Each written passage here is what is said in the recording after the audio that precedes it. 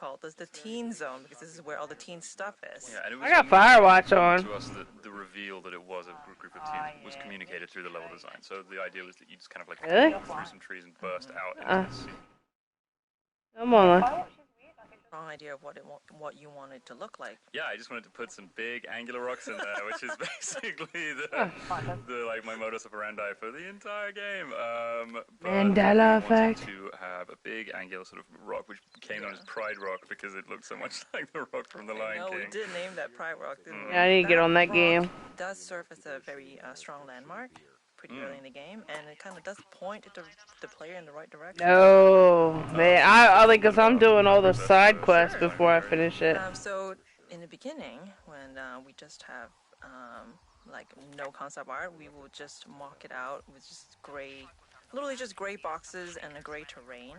And then we will take screenshots and give it to Ollie to be like, please pretty this up, Ollie. Oh, well, first of all, I'll do a terrible garbage sketch and pitch it to the team. And if people like the gist of it, then we'll go away and do a bit more of a detailed drawing, and then you would go. Yeah, we'll add in some more shapes, and then we just keep going back and forth with paint overs from Ollie. And then it's just a sort of tennis, really, just back and forth between the two of us until everyone's happy with what we have. Yeah.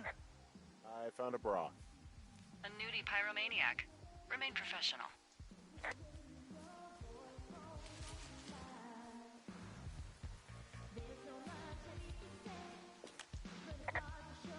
There are panties. There are what? I found them in Skinny dipping. Yeah. My name is Patrick Ewing. I worked on tools and gameplay programming. The teens, Patrick. Let's open some old wounds here. This is like going back to like an old battleground and being like on these hollowed grounds. Yeah, bad I died on this hill. Happened. I died on this hill. Yeah. I mean, it's one of the most complex interactions in the game, if not the most, right?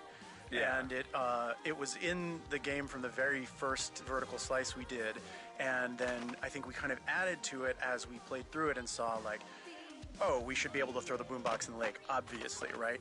Okay, the teens need to react to the boombox being in the lake. Oh, but then they should also react to you putting it down. What you should do if you're making a video game is build relatively ironclad, predictable AI and systems that react to inputs. But instead, we built a series of relatively flimsy state machines that were like, if this, if this, if this, but not when, and also if. Right. And we're able to create this scene as designed, and Patrick was sort of the shepherd of this scene. So whenever anything would break, if you were to throw the boombox and the teens were not to respond, or you leave with the boombox and they would talk about something else, it was Patrick's job to ferret into the state machine. Jingle bell. Yeah, and I'm happy with how it turned out. There are so many different ways that this scene can play out now, depending on what you choose to do. Do you throw the fireworks at them? Do you talk to them and then start messing up their stuff and throwing it in? And it ends up being pretty like believable. They feel like real characters.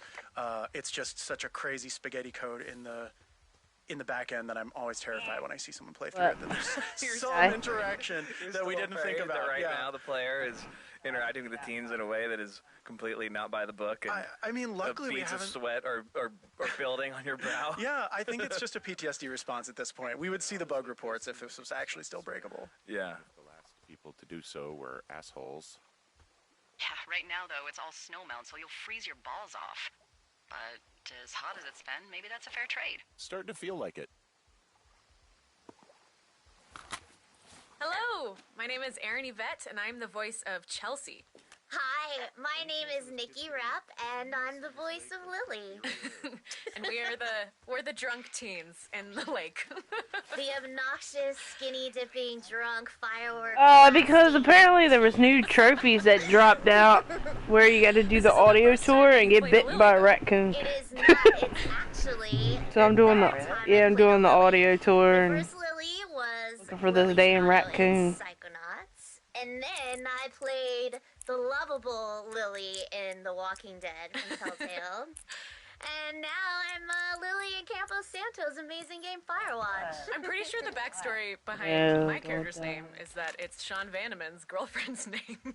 Slightly less backstory for me personally, but she's a cool person in real life, so it's fine. Although I wouldn't say that this character is based off of her because this character is. I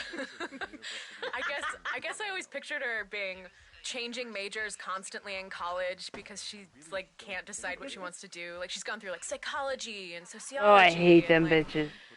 and just constantly flunking out of everything. Yeah, So she's I just think switching until something sticks. that's good you had ambition. I don't think my character really... I think she just was kind of drunk, cutting class. This isn't the first time that they've done something like this. Not at all. I think they were professionals at it. They were good. They were good at getting people to buy them booze, you know. Totally. That kind of a thing. That's good. Stand outside of 7-Eleven. Whenever people ask me, like, oh, who did you play in Firewatch? It's like, oh, remember that time on day one where, like, you saw these silhouettes of, like,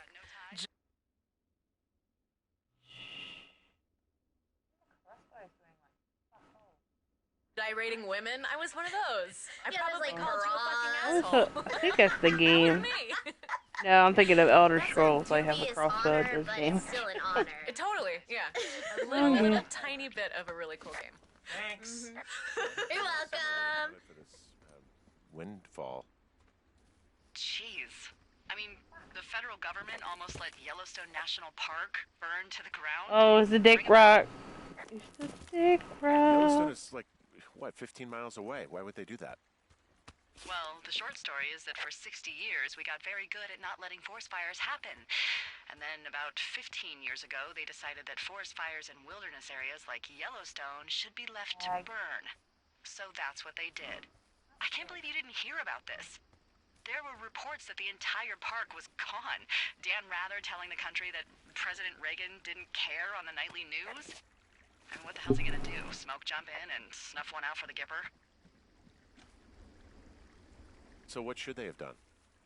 I don't even know. By the time the Yellowstone... Hi, everyone. This is Ben Burbank. I'm a programmer at Campo Santo, predominantly doing graphics work and performance stuff.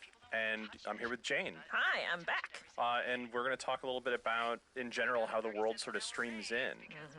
This is a big open world game. There are, like, what, tens of thousands of trees somewhere in there? Yeah, and we have how many chunks of the world that we stream in and out? There are 100 plus.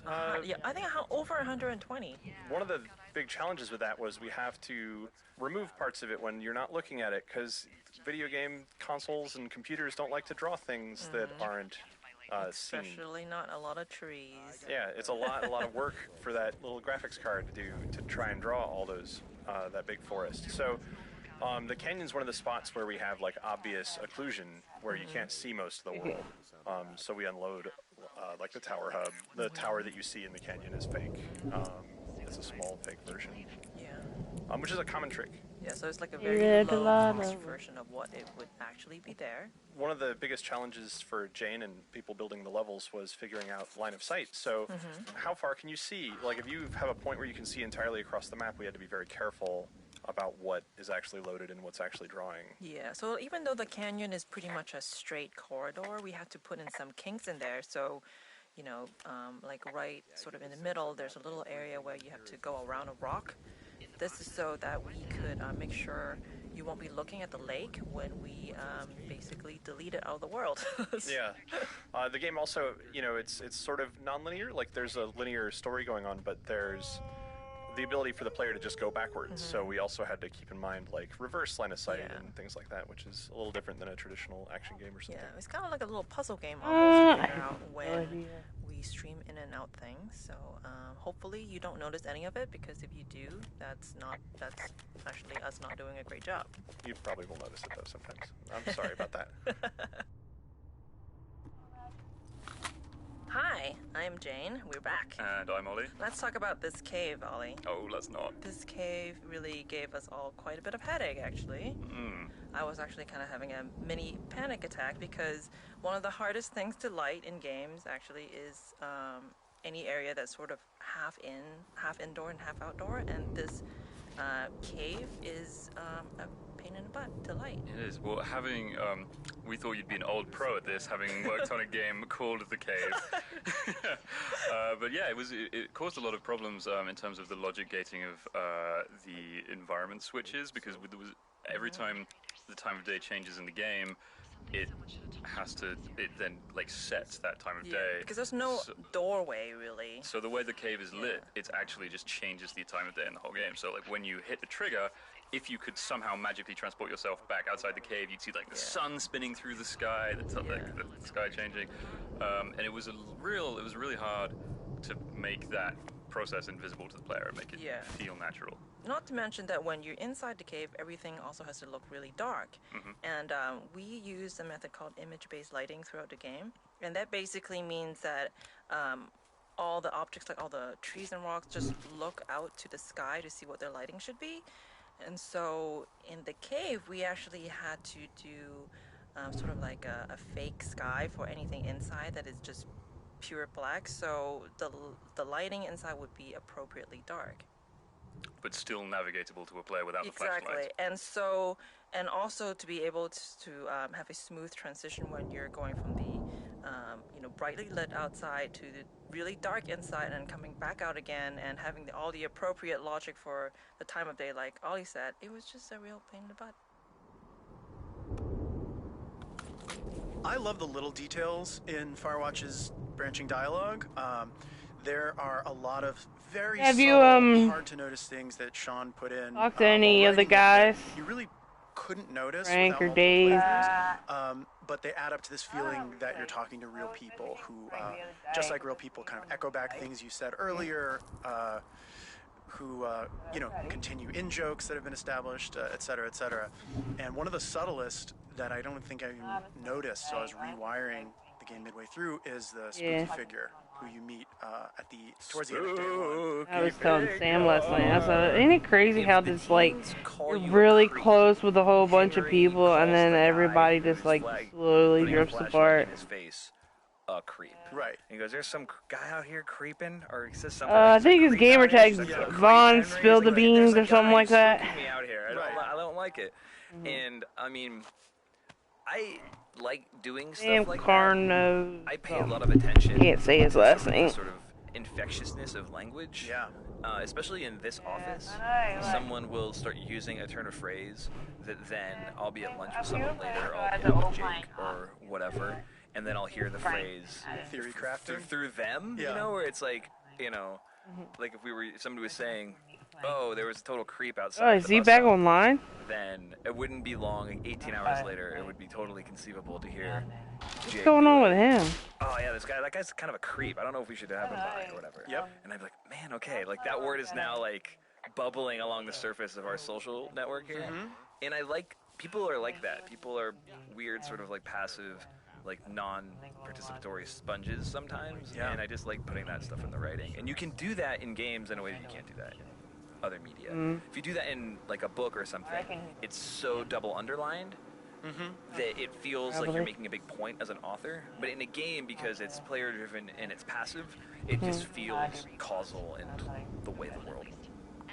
And full disclosure, Chris again here. Hey, and Jake, congratulations, player. You have completed the teen loop. Oh man, that's true. This is the end of what was originally called Teen It's Loop. weird just to give up game and like file in our game engine Unity that because though. we thought that was just going to be the file corresponding to the first this piece of game that you've just played. Yeah, this first big objective. But then we kept building, so all of Firewatch is in fact saved inside of a file called teenloop.unity. So know that for the rest of your play experience, you are inside of the teen loop. Yeah. This part of the game, you probably are right now if you're listening to these commentary notes basically in sequence. The music is either about to kick in or has just kicked in. It's dark. You're finding your towers. Gerald's the one with the kids, I really right? strongly remember feeling when this went into the game and had the music, which was actually the first music implemented in the entire game. All this stuff together felt to me like the first real moment of assertive tension in the game, and it felt really crazy. Yeah, because we had our environment system working for the first time, so the sky turned to nighttime, and our world logic allowed the tower to switch into its broken into state just when you were off in the world for the first time, and then when that music finally came in, we're like, oh, wow, okay, this is a world. Yeah, I added like a bunch of people on when like you sign on or certain people sign on. We were all very proud. Get alerted for it. For sure. That was like right before we first demoed the game, I think, at the Penny Arcade Expo. Yeah, because the end of day one was the end of the first demo. Yeah. Right before this, there's the moment with the creepy guy in the woods, And that was sort of a moment of tension. But that's also arguably maybe not, because it's immediately deflated by Delilah. Right, but this was like, holy crap. Okay, I remember feeling kind of nervous about it because it was like the game is declaring this is a tense moment. And if it falls flat, we have failed. We can't like make a joke to diffuse it. And I think it basically worked, and it was a real relief. Yeah. Yeah. Ba, ba, ba, ba.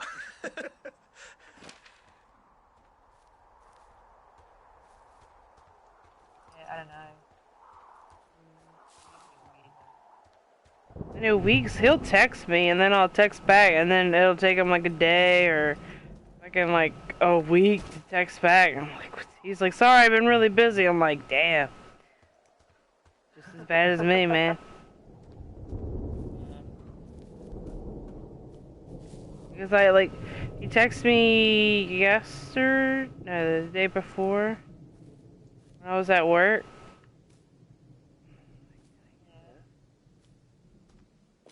And whoa, Delilah, I asked him how his mom was doing, because he said a lot was going on. I said, how's your mom doing? Because I remember his mom might have had cancer. He did say. Oh, really? Yeah. Let me think. God, I guess I'm lucky I wasn't on it when it happened. Yeah, for sure. You know, without some impossible mountaineering, there's not really another way out. So what the hell? We'll fly you out? I mean, sometimes folks get cut off by fire and we just scoop them up when it's time to go. Okay. Don't be nervous.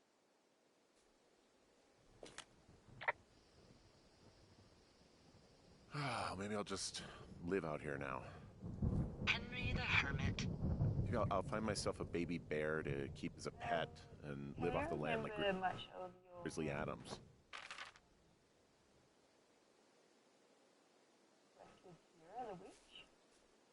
No. Is it the red-haired chick? No, it's a blonde-haired. No, I can't. I think you can have sex with her, though. Yeah. Have you already done that, Crystal? You nasty. No, I'm doing the quest line, but there's 3. Like the one, you might remember if it's when you go, like you kind of and you come across the hunt. Mhm. And there's 3, like she's like, we need to get out of here. And there's 3 options. I mean, say let's hurry or scared, go back and need to find out what the hunt is. I would find out what the hunt's still in there. So I'm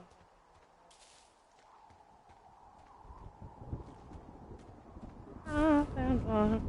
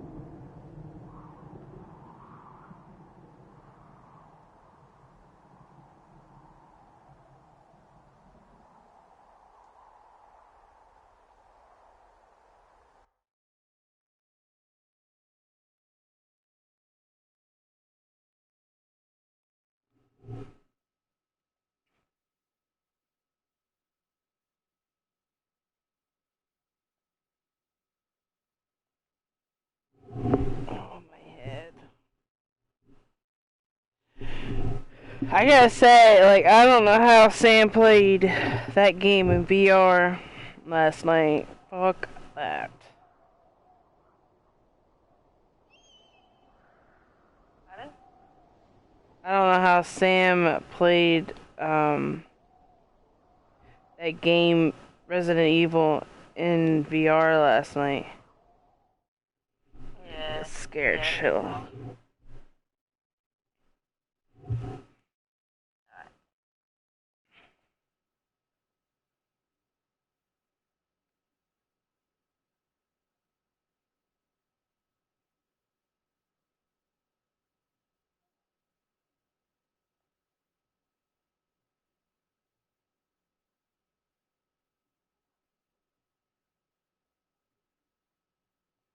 Yeah, they're talking about Siri.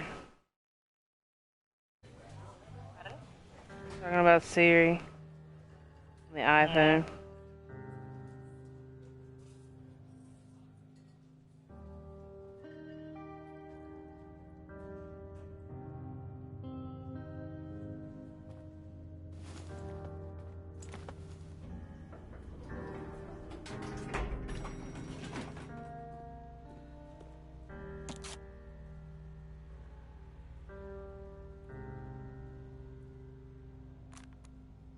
Hello there, welcome to the Firewatch audio tour. My name is Rich Summer. I voiced the character of Henry, the guy that you're currently controlling with those buttons there.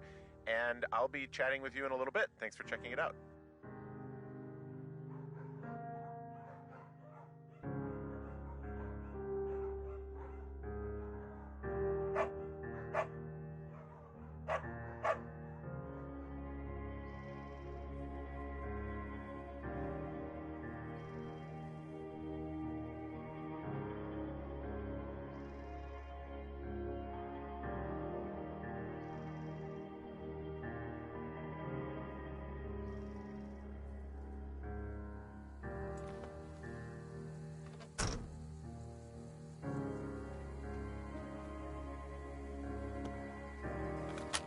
Hi, I'm Sean Vanneman. I wrote the bulk of 100% of this game.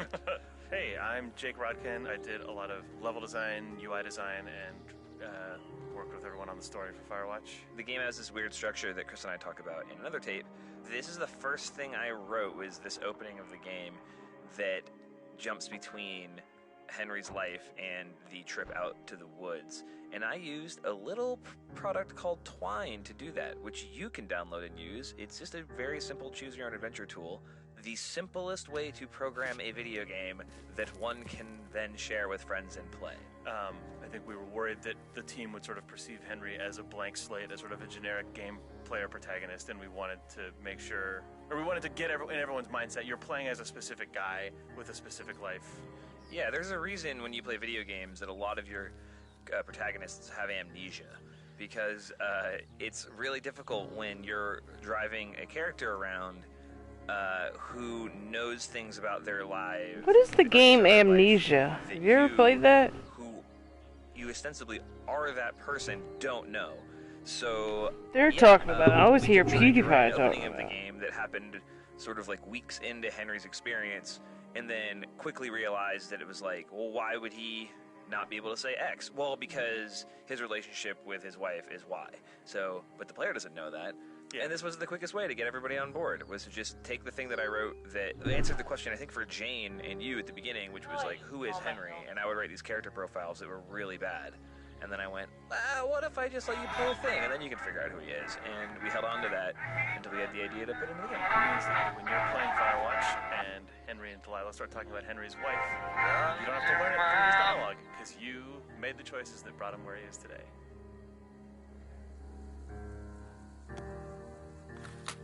Hi, it's Jake again. Hey, I'm Chris Remo. Oh, hey, Chris. Hi there. I was a game designer and the music composer on Firewatch. Nice. So you're hearing now the first piece of interactive music that went into Firewatch. The first piece of music that actually responds to what you're doing in the game? Exactly, yeah. So this is a piece of music that's divided into technically 6 parts. And what's happening is, as you're playing through this introductory sequence, when you hit certain points in the narrative, it sends a signal to Wise, which is the name of the audio middleware we're using. And then when Wise gets that signal, it waits until the next sort of musically appropriate transition point. And then when it hits that, it smoothly transitions into the next section of music. And so it creates the effect that you're just listening to one big long piece of music that just happens to be timed very nicely to your playthrough. It just happens to get sadder and sadder at the exact rate that your life gets sadder and sadder. Yeah, exactly. This was a challenging process, both because I had no idea what the music should sound like, and also because it was the first interactive piece of music in the game. So the technical sort of just how does this work was also a part of it. But as it turned out, this music was changed. I mean, Jake, you may remember this. This music changed relatively little over the course of development Yeah, in comparison to a lot of. I think other it music. started off as maybe 3 pieces, and it expanded out to 5 over development. But other than that, it's one of the first things dropped in, shipped. Get ready to hear about that a lot on this commentary.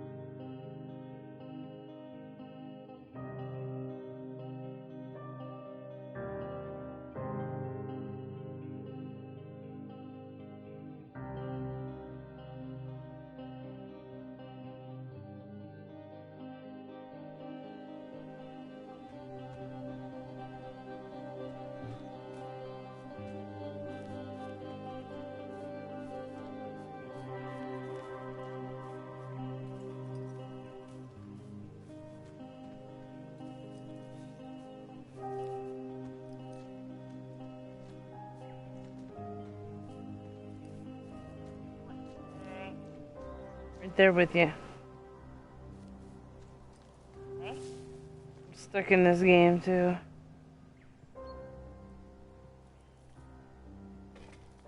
Playing Firewatch. Firewatch.